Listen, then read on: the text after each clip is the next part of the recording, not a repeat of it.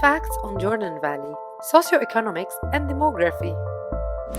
OCHA briefing paper states, under international law, Israel, as an occupying power, has an obligation to protect the civilian population and to administer the territory for their benefit. This includes respecting their human rights and ensuring that their basic needs are met. The demolition of civilian Palestinian homes, as well as the transfer of Israeli settlers into the occupied territory, are strictly prohibited and must be brought to a halt. Movement restrictions and threats of annexation. Israel has effectively severed the Jordan Valley from the rest of the West Bank through a series of severe movement restrictions.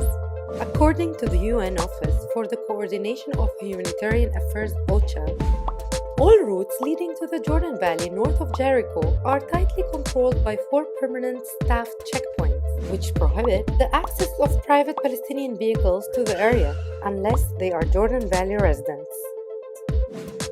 Additionally, Palestinians travel along Route 90, the main Jordan Valley road, is heavily restricted, and settlers are primary users of this road. Such restrictions lead to delays and detours, which undermine the livelihoods of the farmers. Israel also utilizes a strict permit regime to control access to the Jordan Valley. Permit requirements have a significant negative impact on the livelihoods of farmers who live in cities outside of the Jordan Valley, but who own and cultivate land in the area.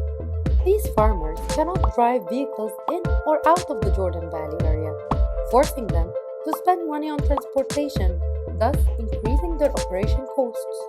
Movement restrictions and rigidly enforced land access policies imposed by the Israelis are aimed at creating increasingly unlivable conditions for Palestinians within the Jordan Valley in order to force them to relocate and allow Israel to permanently annex the region.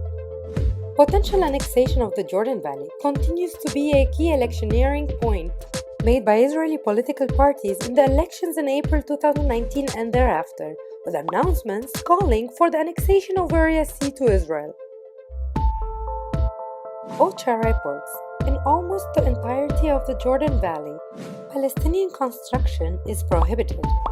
Israel has illegally declared much of the land state land and, as such, has required building permits for construction thereon. In this scheme, the Israeli Civil Administration has the sole authority to issue valid building permits, which are rarely granted to Palestinians.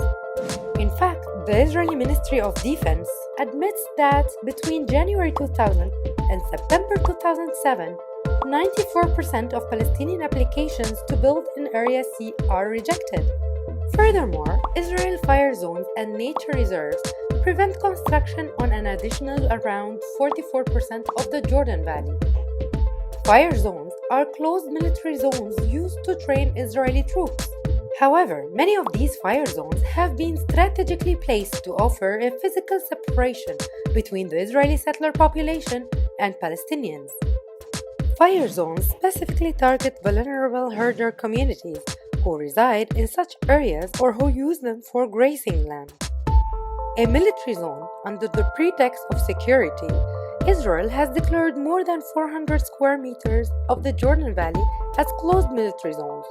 These areas include open fire zones, military training sites, and dozens of minefields located east of Road 90, behind a 20-meter-wide fence structure that Israel set up along the Jordan River after the 1967 war.